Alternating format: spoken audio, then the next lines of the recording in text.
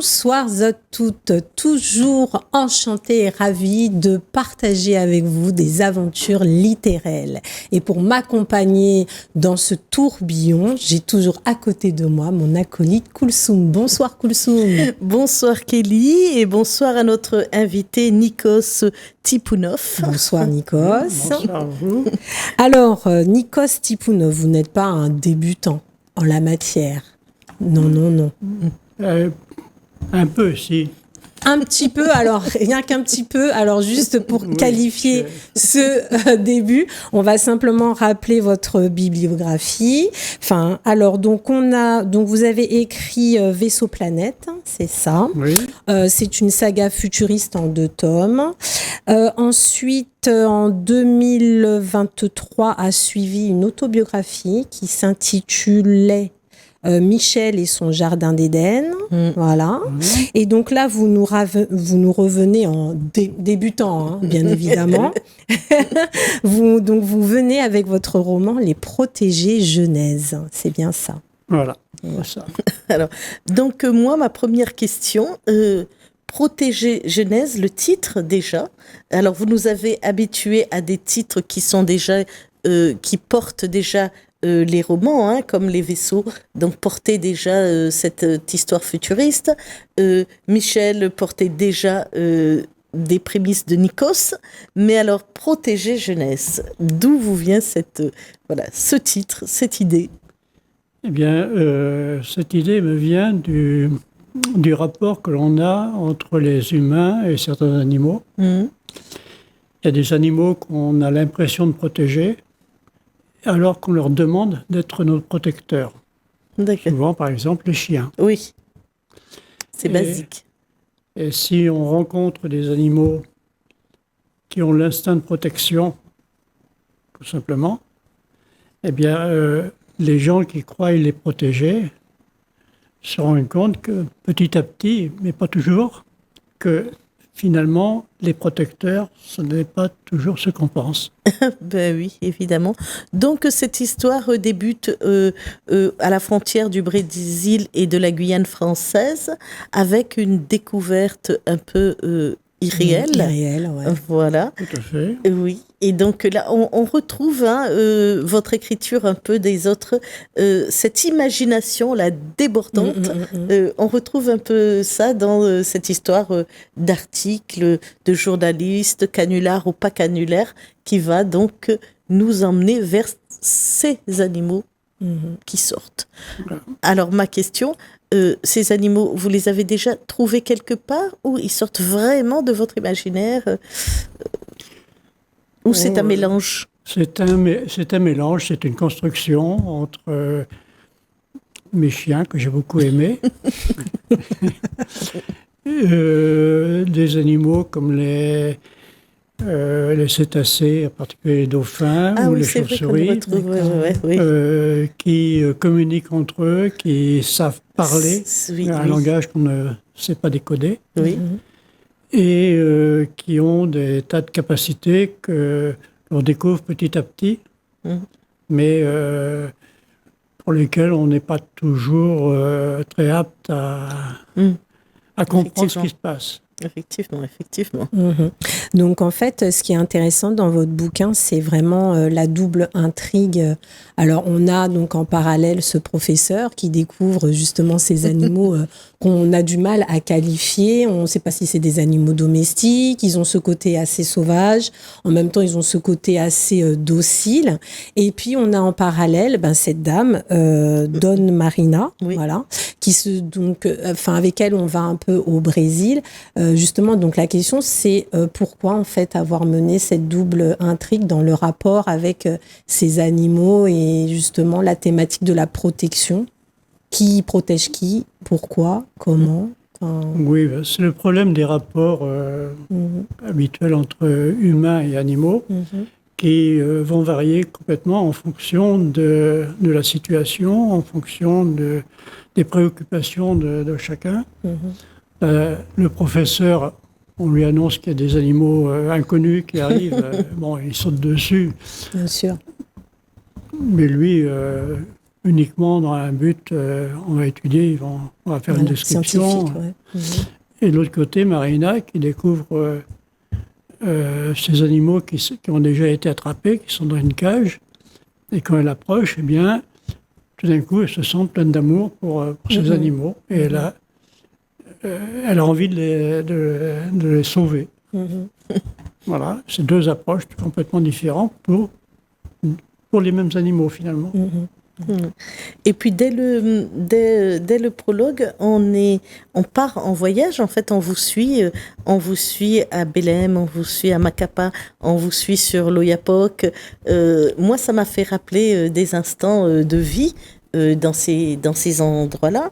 Et puis ces sauts avec Vincennes. En fait, ce sont des régions que vous connaissez, enfin le Vincennes, la métropole. La métropole, oui, je connais.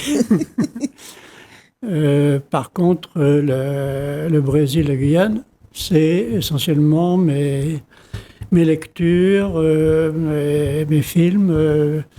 On vous retrouve déjà à Kourou, dans un des vaisseaux. Vous connaissez déjà, vous situez déjà sur la Guyane. Ayant travaillé pour le CNES, j'ai beaucoup entendu parler de Kourou et de tout ce qui s'est passé. J'ai vu pas mal de photos. Mais c'est tout, je ne suis jamais allé. D'accord. Mais à la lecture, on s'en imprègne bien, on le voit, on y va, on voyage. Écoutez, ici, on est à La Réunion, dans un pays tropical, avec une végétation qui n'est pas exactement la même que celle de l'Amazonie, bien sûr, mais qui rappelle un petit peu cette rayonnement. Et donc, c'est pas très difficile de transposer. Surtout avec le plateau caillou qui a brûlé. Là, oui. Ah, t'es dans le cœur de l'actualité. Oui. Le cœur de l'actualité, évidemment. Là, oui. Alors, on reste sur ces histoires de maisons brûlées. Et donc, à un moment, il y a comme une tension. Ça se passe donc au Brésil, chez Marina. Il y a ces tensions avec un peu la vie quotidienne et les gens autour qui vont s'improviser ou rentrer dans leur histoire, en fait, qui vont un peu perturber le bon déroulement de ce que Marina est en train de mettre en place, pour pas tout dévoiler la suite. Tout à fait. Marina, elle vit dans un milieu qui est pas simple du tout. Non. Ce milieu des estancieros qui sont confrontés au problème des orpailleurs, au problème de la drogue, tout ça. Cariperos. Et qui sont constamment obligés de se méfier des uns des autres.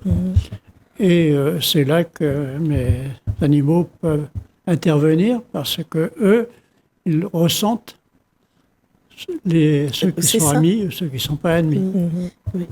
Et donc, ils peuvent agir en conséquence. Oui. Donc, effectivement, ce qu'on voit en fait dans ce roman, c'est l'apport le côté instinctif, le côté primaire qui est mis en avant.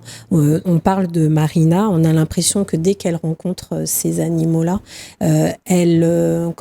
ces animaux donc l'amènent à, à son éveil des sens, ce qu'elle s'autorisait pas, parce qu'il y a quand même cet éveil charnel chez cette jeune femme. Elle est pleine d'envie, enfin, elle est dans la découverte de ce qu'elle est, elle, et on peut dire que c'est grâce à ces animaux qu'elle va découvrir ces sensations, charnelles, pour pas dévoiler ce qu'il y a de marqué dans le livre. Donc, est-ce que pour vous, c'était important justement de valoriser en fait cet instinct animal, de valoriser ce que les animaux peuvent représenter pour l'humain comme un certain continuum, quoi, finalement. L'homme, l'humain, finalement, ce sont c'est la continuité. Oui. L'homme, l'humain, s'est bâti tout un tas de murailles, de conventions, etc., qui l'empêchent de faire ce qu'il ressent intimement. Et ces animaux, eux, ça, ils en ont. Exactement. Ils ont une liberté. Oui, ils ont cette liberté-là que nous, ils ont cette liberté. Pas, oui. Et non seulement ils ont cette liberté-là, mais ils savent se servir de leur sens. Et donc, il pousse Marina à se servir de ses sens. Exactement. Ouais. Non pas pour faire tout et n'importe quoi, mais pour obtenir les choses dont elle a besoin. Ouais. Et puis les animaux, en plus, en profitent. Exactement. Oui. Parce qu'ils jouent autant ça. pour eux-mêmes Oui. que pour Marina. C'est ça. Enfin, ils ont cette intelligence-là. Enfin, ouais. Ben Faire oui. confiance à son instinct. Et puis, ce qu'on sent, ce que vous disiez tout à l'heure avant qu'on commence l'émission, c'est que par rapport à nos animaux, on n'est pas assez ouvert, on n'est pas assez... Donc, on les aime, beaucoup de gens les aiment, mais on n'est peut-être pas assez ouvert à leur perception, à comprendre que, bon oui, ils peuvent nous parler, ils ont même un langage, c'est ce dont vous étiez en train de parler, et ce qui ressort aussi dans votre livre, ce langage. Oui, ben vous savez, moi j'ai un petit chien, un petit Westie tout blanc, que je promène tous les matins. Il n'a pas besoin de parler. Il a des attitudes, il a tout un tas de façons d'être qu'il faut comprendre que il a envie de sortir, qu'il a envie de faire ceci, cela, qu'il veut une caresse. Et ça, c'est ce que l'on dit Qu'il a avec faim, ça aussi, le la mien. plupart des animaux. Vous avez ici un petit chat, il est venu tout de suite se faire caresser. Exactement. Ouais. Hein? Et il n'y a pas besoin qu'il parle pour qu'on le fasse. Ils savent, eux, vous faire sentir qu'ils ont envie de ceci ou cela. Et l'homme, et par contre, l'homme, paradoxalement, on parle beaucoup. On a besoin de parler, on a besoin d'éduquer, on a besoin de comprendre, on a besoin de mettre des écoles partout pour vraiment essayer d'étudier les choses. Donc peut-être que à la lecture de Protéger Genèse, peut-être qu'on pourra faire un retour un peu en arrière pour peut-être limiter notre babillage, je ne sais pas. Est-ce que ça fait partie de ce que vous avez voulu transmettre? Oui, en partie, oui.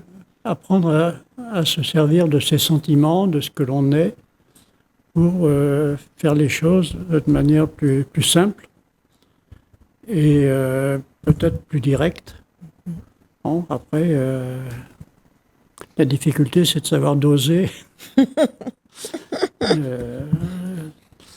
ce que l'on a envie de faire et le faire dans le bon sens. Donc moi, j'aimerais juste revenir sur ce sous-titre, la Genèse. La Genèse, ça implique la naissance de quelque chose. Genèse, c'est pas la naissance, c'est le commencement. Le commencement. Autant pour moi, dans vos deux premiers romans, donc que ce soit Vaisseau Planète et donc le deuxième tome qui a suivi, c'est toujours en fait le commencement de quelque chose. Il y a toujours cette thématique, on va commencer quelque chose, on interroge quelque chose. Donc ça suppose qu'il y aura un deuxième tome pour Protéger. Il est en cours de préparation, oui. D'accord. Oui. Oui, parce que l'autre, c'était l'exode volontaire. Exactement. Ouais. Donc là, on aborde peut-être une certaine forme de nouveau rapport humain. De toutes les façons, c'est quelque chose qui revient dans votre écriture, les rapports humains, comment justement nos comportements sont conditionnés par rapport aux personnes qu'on rencontre, par rapport au milieu dans lequel on vit. C'est une thématique qui revient souvent. Oui, effectivement, c'est un petit peu le genre de problématique que je mets toujours en avant, parce que nous avons trop tendance à vouloir cataloguer les choses et puis dire ça y est, c'est fini, c'est comme ça. Mais non, c'est pas vrai. Dans la réalité, il n'y a rien de figé. Tout évolue en permanence. D'accord. Et donc, il faut continuer à vivre. Et bon, Genèse, c'est le commencement, mais la vie, ça continue, ça ne s'arrête jamais.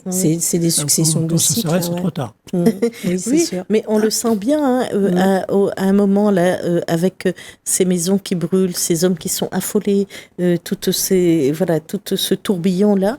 On sent la sérénité des animaux et on sent qu'il va avoir quelque chose qui va démarrer et que voilà, ça c'était, allez, on est monté au paroxysme de quelque chose et on sent que derrière il y a du renouveau comme vous étiez en train de nous expliquer. Tout à fait. Voilà, moi, j'ai bien aimé ce passage-là. Alors, on arrive au moment de notre émission Exactement, où on vous a demandé donc justement de nous présenter un objet ou des objets qui vous caractérisent. Donc, vous pouvez nous en faire part, s'il vous plaît. Oui, mais écoutez, j'ai amené 2 objets qui me caractérisent assez bien. Oui. Nous, on les a vus, donc c'est pour ça qu'on Voilà, rigole. donc, Alors, montrez-le bien. Voilà. Ah, c'est un petit globe terrestre. Petit globe, un planisphère. Ouais, Petit j'adore. planisphère. Petit En fait, j'en ai une grosse à la maison. J'ai des D'accord. cartes un petit peu partout. Transparent, parce que moi, j'ai Oui, on a l'habitude des le bleus. gros, là, hein. voilà, Et le super celui-là, scolaire, enfin, ouais. il est beau. Voilà. Pourquoi ça? Eh bien, Oui. parce que d'abord, j'aime bien voyager autant par imagination que avec les jambes ou avec le train ou l'avion. Et ça me permet de me rappeler tous les endroits où je suis allé, ou tous les endroits où j'ai envie d'aller. Et ça me rappelle aussi que la moitié de la Terre, c'est de l'eau, et qu'on oui. on habite juste un tout petit bout, à peine 30% de ce qui est émergé. Exactement. Donc voilà, notre Terre, c'est ça, et on est en train de tout abîmer, mais bon. Mais c'est vrai que cette problématique de l'eau, on l'a peut-être pas souligné, mais on le retrouve un peu dans les deux. Hein. On le sent, cette problématique Elle est de là l'eau. en permanence. Et là, on est sur ce qui une île nous où nourrit finalement. Ouais. l'eau est essentielle. Exactement. On n'est pas à Mayotte, mais Oui, elle nous nourrit, mais elle nous constitue aussi. Voilà. On dit que on est fait d'eau, énormément d'eau. Et puis vous nous avez emmené autre chose que j'aime aussi Voilà. beaucoup. Ah, c'est autre chose. Hein. On est dans Ça, un c'est autre autre domaine. chose. Oui. Voilà. alors ça, c'est plus... ouais. c'est un petit cadeau qu'on m'a fait. Je trouve. Un joli cadeau. Exactement. Oui. C'était parce que je suis assez bricoleur, même très bricoleur.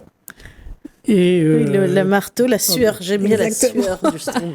j'ai passé pas mal d'années de ma vie à refaire des maisons, refaire une grosse rénovation. Mhm.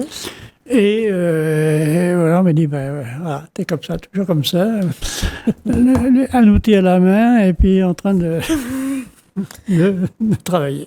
Alors, si vous bricolez beaucoup, quel moment pour C'est l'écriture ça. alors? Ouais. Pour la lecture, l'écriture, les recherches, ça prend beaucoup de temps aussi, ça. Ben, Ces moments-là.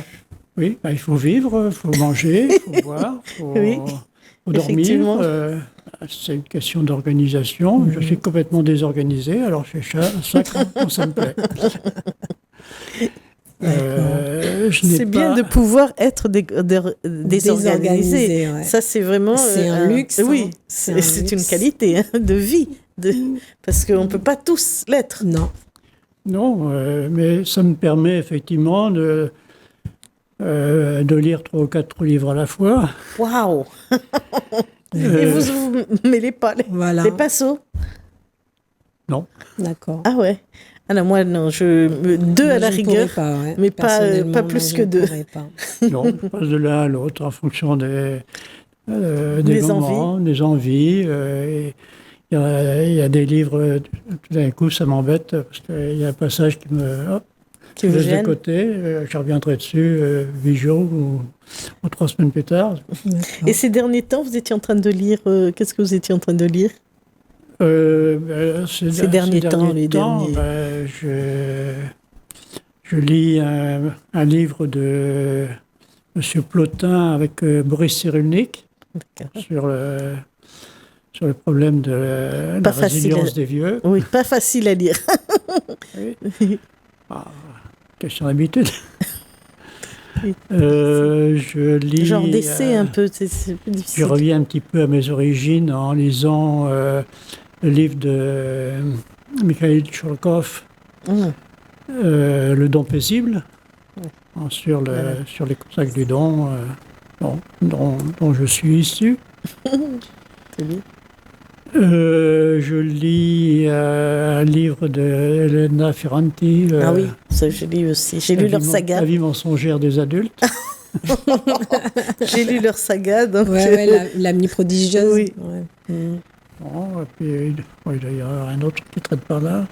Ah oui, il y a le dernier que je suis en train de démarrer, là, c'est aquatique. C'est sur une Africaine qui raconte sa vie au Cameroun, quoi. Oh. Donc encore une lecture de l'ailleurs, Oui. le voyage, qui revient tout le temps. Alors l'émission arrive à sa fin. Exactement. Donc nous allons nous quitter. Exactement. Nous vous remercions et nous vous remercions également de nous avoir suivis et on te remercie également Koulsoum et on se dit donc à bientôt pour de nouvelles aventures littéraires.